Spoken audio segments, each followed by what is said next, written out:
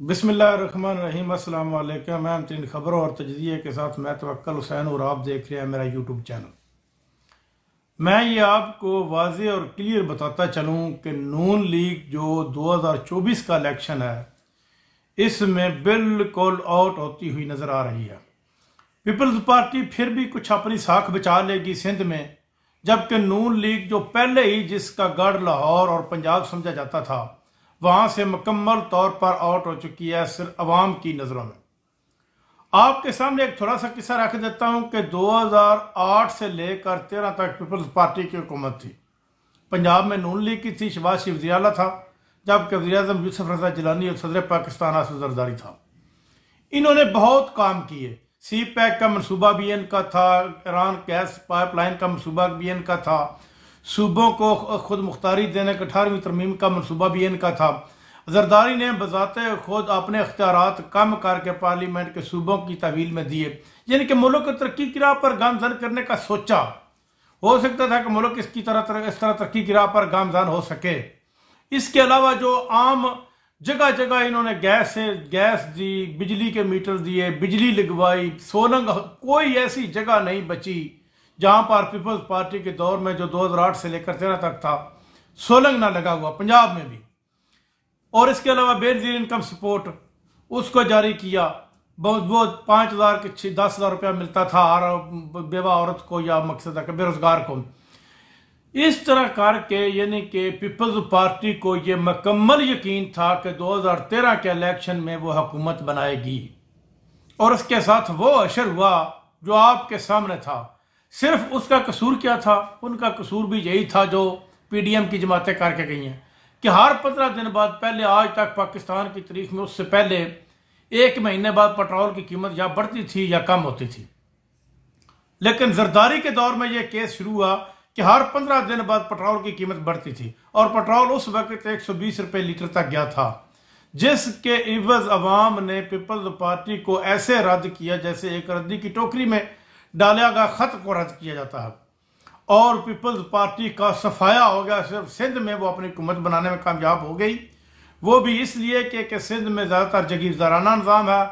लोगों के पास शऊर की कमी समझ लीजिए या तालीम की कमी समझ लीजिए, या वही बेनज़ीर और भुट्टो जिंदा है कि रट लगाए हुए लोग उनको वोट दे देते हैं, या उनकी समझ लो कि जोराबारी समझ लो कि इस तरह वो अपनी हुकूमत बना लेते हैं। बन गई उनकी हुकूमत। पंजाब में जो उनकी सीटें मिली वो आटे में नमक के बराबर भी नहीं थी। नून लीग ने सफाया कर दिया। और फिर इसी तरह 2018 का इलेक्शन आ गया, 13 से लेकर 18 तक। 18 के इलेक्शन तक अगर जितना मर्जी नून लीग जोर लगाती रहती, नून लीग को दोबारा वोट अवाम ने नहीं देना था। अगर इमरान खान की हुकूमत बच जाती, 5 साल वो पूरा करता, तो दोबारा इमरान खान की हुकूमत नहीं आनी थी।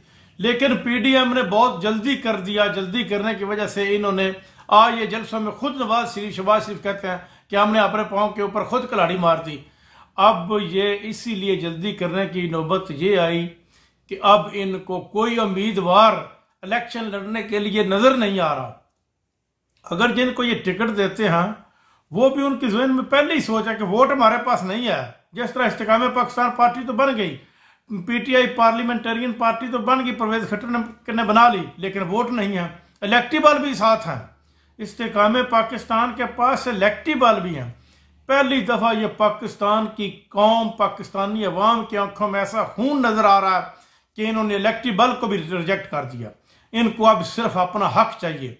ये हकूक के लिए पहली दफा ये नजर आ रहा है कि पाकिस्तानी अवाम अब वो इनकलाब लेकर आएगी जो ईरान में खमीनी ने लाया था।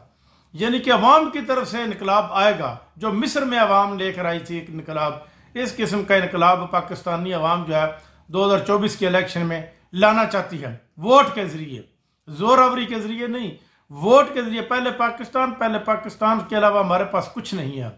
पाकिस्तान होगा तो हम होंगे, सबसे पहले पाकिस्तान।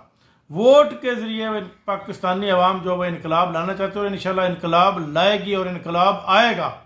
आप देखेंगे इनकलाब आता हो। बेशक इमरान खान जेल में रहें, पीटीआई का कोई भी टिकट होल्डर होगा उसको वोट मिलेगा। कोई भी होगा टिकट होल्डर, किसी हल्के में भी होगा, चाहे वो एमपीए के निशस्त के ऊपर होगा, चाहे वो एमएनए के निशस्त। अगर इलेक्शन हुए पहली बात। दूसरी बात है, अगर इलेक्शन साफ और शफाफ हुए, अगर साफ और शफाफ इलेक्शन नहीं होते, इनको पकड़ कर बैठा दिया जाता है, तो फिर उसको आवाम कबूल नहीं करेगी, मुल्क तरक्की डिरेल हो जाएगा, तरक्की बिल्कुल ख़त्म हो जाएगी। क्योंकि मुल्क तरक्की हमेशा वो ही करते हैं जहाँ पर साफ शफाफ इलेक्शन होते हैं और जमहूरी हुकूमतें मजबूत होती हैं। इसके अलावा अदारे काम करते हैं, अदारों का एक काम आइन की पासदारी की जाती है, आइन को मजबूत किया जाता है। आइन है तो मुल्क है। जिस मुल्क में आइन नहीं, उस मुल्क में वो जितना बड़ा इलाका उतने के ऊपर वो हुकूमत बनाकर बैठ जाता है। वो तो फिर ऐसे ही हुआ ना। लेकिन पहली दफ़ा इस मुल्क में इन 2 सालों में जितना आइन को पामाल किया गया, इतना किसी चीज़ को भी, महंगाई को भी शायद महंगाई के साथ भी इतना जुल्म ना किया गया जितना आइन के साथ किया गया। देखें अब क्या होता है। 2024 8 फरवरी का इलेक्शन की तारीख तो मौजूद है। अब तक के लिए इतना ही। अपना ख्याल रखिएगा। अल्लाह ने